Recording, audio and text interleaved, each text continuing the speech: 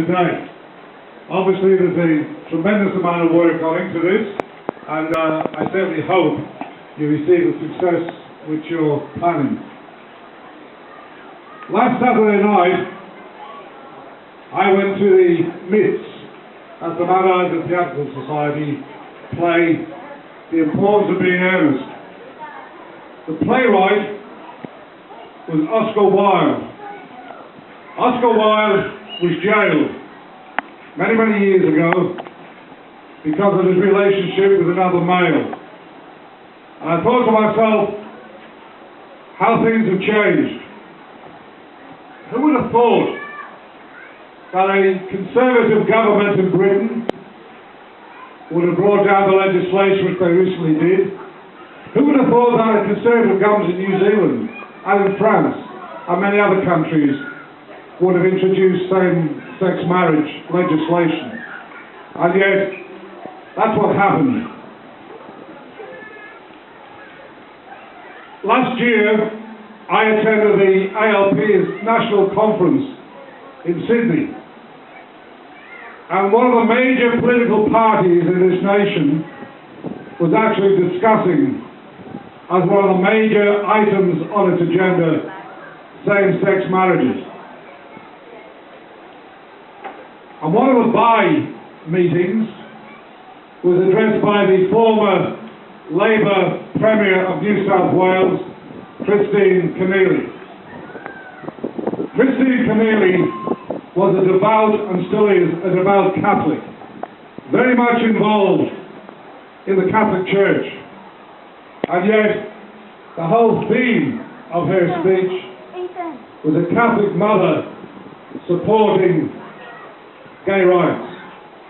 And I went along the meeting trying to see how she could justify such a stance.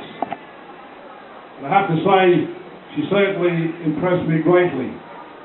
And from that day onwards, I'm saddened that Australia should lose a woman of her calibre out of public life.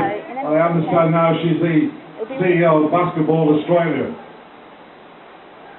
Back in 1974, at the back of the Civic Centre where those steps are now, there used to be a national television programme on the ABC called Monday Conference.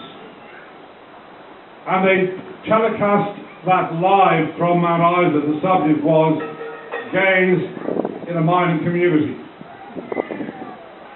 And a number of people took the opportunity to come out on live television that night.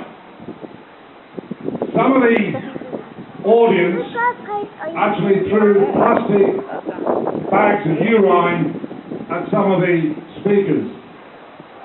That was the environment in which people lived and worked in those days.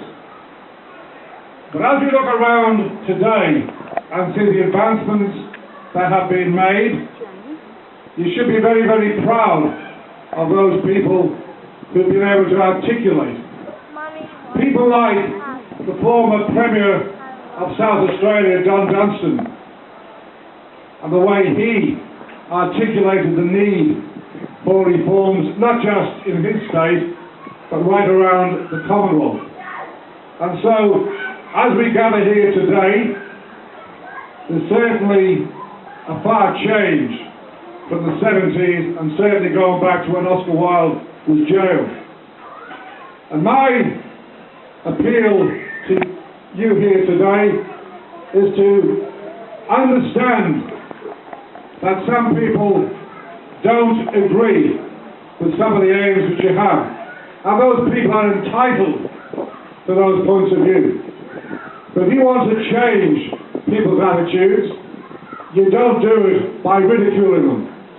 You do it by presenting a case, arguing your point, getting people on side, and there's only one way in which you're going to get a change of legislation, and that is to convince the decision makers, namely the politicians, to change the legislation.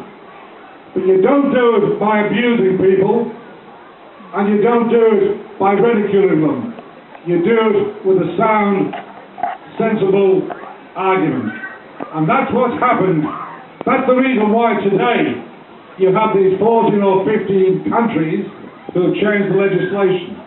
That's the reason why Julie Gillard has allowed, or will allow, her members of Parliament a conscience vote. 5 years ago, wouldn't have been heard of. And so, today, I just want to thank you for giving me, as the Mayor of this city, the opportunity to come here and say a few words. I wish you well. I applaud those people who were here before you for the gigantic steps which they've made. Because anybody who cares about social justice, anybody who cares about an equal society, anybody who wants to see a compassionate society would be supporting the aims of organisations such as this. So ladies and gentlemen, enjoy the rest of the day. Congratulations on putting something like this in our city, and I certainly wish you all the very best of luck in the weeks, months and years ahead. Thank you very much.